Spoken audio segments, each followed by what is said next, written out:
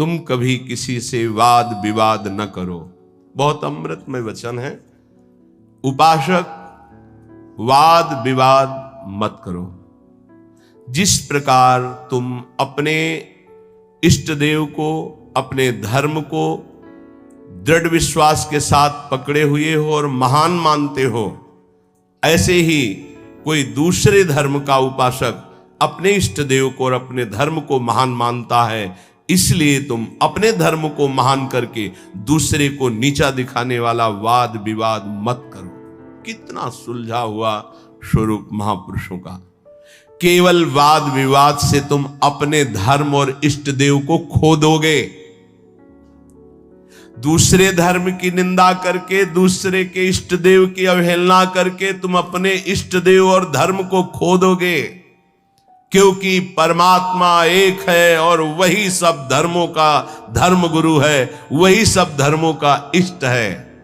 एक बार एक महात्मा किसी नगर में से होकर जा रहे थे। संयोगवशात एक दुष्ट आदमी सामने से आया और वो क्रोधित होकर पीटने लगा। बहुत मारा महात्मा को, मूर्छिता हो गए महात्मा, इतना मारा। बहुत दुष्ट स्वभाव के भी होते। वो जमीन पर गिर गए। मारने वाला चला गया। कुछ श्रद्धालु आए, उनकी बड़ी सेवा की। जब होश में आए तब पूछा, महात्मा जी किसने मारा आपको? बोले, जिसने सेवा की उसी ने मारा है। जिसने सेवा की? वो कहा, महाराज आप तो मूर्छित थे, हम लोगों ने तो सेवा की है। बोले, बस जिसने सेवा की उसी ने मारा, दूसरा नहीं मार सकता। महात्मा जी ने कहा, जिसने मुझे पीटा वही सेवा कर रहा है, जो सेवा कर रहे हैं इन्होंने ही पीटा है। वो तो बड़े घबरा गए कि महात्मा पागल है क्या। तब उनके शिष्य ने जब सुना तो वो आए वहां दौड़कर। लोगों ने कहा, आपके गुरुजी पागल है क्या? तो बोले, नहीं, आप नहीं समझ पा रहे। जिस परमात्मा ने वो रूप रख करके पीटा, उसी परमात्मा ने आप लोगों को प्रेरित करके आप लोगों के रूप में सेवा की। हमारे गुरुदेव का मतलब ये है। भाव ये, आपके साथ जो निंदा अपमान तिरस्कार कर रहा है वो आपका आराध्य देव दूसरा नहीं है, वही आराध्य देव है। तुम्हारे किसी कर्म का मार्जन कर रहा है, ध्यान रखना। अब आगे बिल्कुल सुलझी हुई एक एक बात है। सच है कि उस दुष्ट में भी परमात्मा है। सच है कि व्याघ्र में भी परमात्मा है। पर हम महात्मा को तो गले लगा सकते हैं, लेकिन व्याघ्र को, सिंह को गले नहीं लगा सकते। ऐसे ही हम मानते हैं कि दुष्ट में परमात्मा है, पर दुष्ट पुरुष में विद्यमान परमात्मा को केवल भाव द्वारा प्रणाम करके उससे संभाषण और संग कदापि उचित नहीं है। जैसे सर्प में भी परमात्मा है, सिंह में भी परमात्मा है, तो उसे गले नहीं लगा लेंगे। एक एक चेष्टा, एक एक वचन अमृत है। अगर ये धारण कर लोगे तो आपका भजन बचेगा और पचेगा और बढ़ेगा। एक किसान खेत में दिन भर पानी भरता रहा। जब सायंकाल हुआ तो उसमें पानी एक चुल्लू भी नहीं टिका। वो बहुत परेशान हो गया। मेड़ ज्यों की त्यों सब ठीक थी। फिर उसने देखा तो चूहों ने छेद कर रखा था जगह जगह, कई जगह मेड़ में। वो छेद से बाहर जा रहा था। उपासक समझे, पूरा जीवन साधना करते हो जाता है, लेकिन साधन संपत्ति एक चुल्लू भी नहीं बचती। किनकी? जिनके इंद्री रूपी चूहों ने छेद कर दिया है हृदय रूपी घर में। क्या?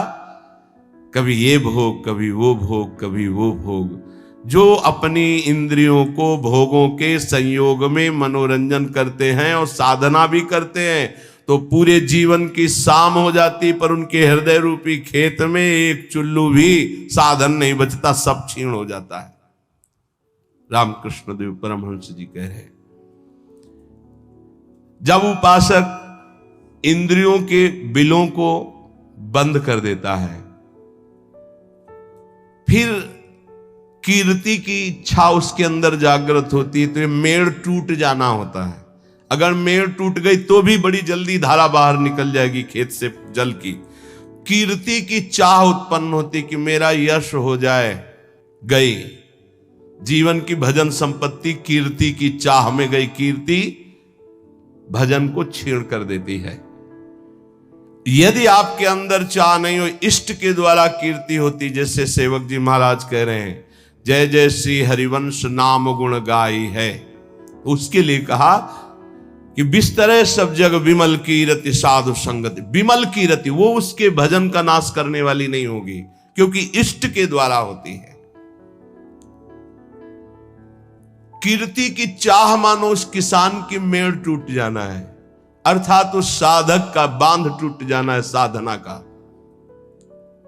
अब उसके आगे उपाधियां लगनी शुरू हो जाती हैं।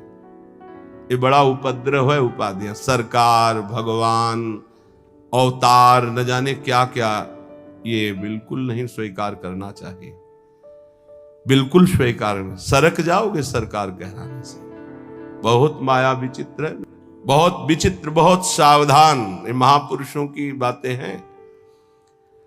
अब साधक की जहां कीर्ति रूपी मेड़ टूटी, बंधे घाव हो गया वहां से। ये बालू का बांध है। ईश्वर की जितनी आराधना चिंतन सब गया, वो अपनी कीर्ति का स्मरण करके वो भूलना शुरू हो गया। प्रभु का अहंकार जो मिटाना था वो फिर बढ़कर वैसे ही तैयार हो गया।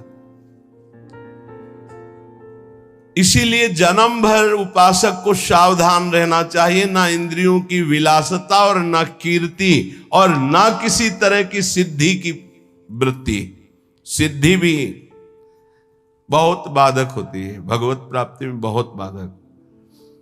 मन की बात जान, दुनिया का सब एक से एक अलग अलग क्षेत्र सामने का, एकाग्र दृष्टि से देख के संकल्प कर हिल नहीं सकता एक कदम। जैसा चाहे जितना हो उसकी आज्ञा का पालन करेगा ही करेगा। ऐसी बहुत सी, वे तो गुरुजनों की कृपा से इन खाइयों को नांगा जाता है। बिल्कुल दैन्य, बिल्कुल दैन्य। भरी सभा में नीच पुरुष द्वारा पिट जाने पर भी किसी भी तरह का कोई भी भागवतिक प्रभाव न प्रकट करना, साधारण आदमी की तरह शांत एकदम, ये असाधारण क्षमता होती है। क्यों सह जाए? सामने वाला जब इतना कर रहा, भगवान ने हमको तेज दिया, बल दिया है, क्यों सह जाए? बोले एक भाई अपने मुखौटे को लगाकर सिंह का और अपने घर में गया तो घर वाले एकदम भयभीत हो गए, लेकिन उसकी बहन ने उसको मुखौटा लगाते हुए देखा था। वो नजदीक गई और मुखौटे में एक थप्पड़ मारा, चल, और उतार के रख दिया। रामकृष्ण परमहंस देव जी कह रहे, समझे? ये कोई निज जन, निज संबंधी देख पाएगा कि इन मुखौटों में और कोई नहीं मेरा प्रिय है, प्रीतम है, दूसरा कोई नहीं। ये जो गाली दे रहा है, जो अपमान कर रहा है, जो पीट रहा है, वो मेरा प्रीतम है जिसकी मैंने आराधना की है। वो किस लिए पीट रहा है? जैसे कुम्हार अपनी मटकी को पीट के देखता है, ठीक है, खरी है, कहीं से फूटी नहीं है, मजबूत है, इतना वार सह सकती है, तैयार रहो। भगवान ऐसा लीला करते हैं, पक्का अपनी मटकी को बजवाते हैं, बड़े जोर से बजाते हैं। जैसे कुंभकार बाजार में मटकी रखता है, सिक्के से बजाता है, हाथ से बजा के दिखाता है, फिर कहता है इतने रुपए की है। ऐसे भगवान अपने भक्त को विश्व में दिखाते हैं, देखो कितना सहनशील है। मुखौटा कोई भी हो सकता है, ध्यान रखना, मुखौटा कोई भी हो सकता है, पहचानना आपको है।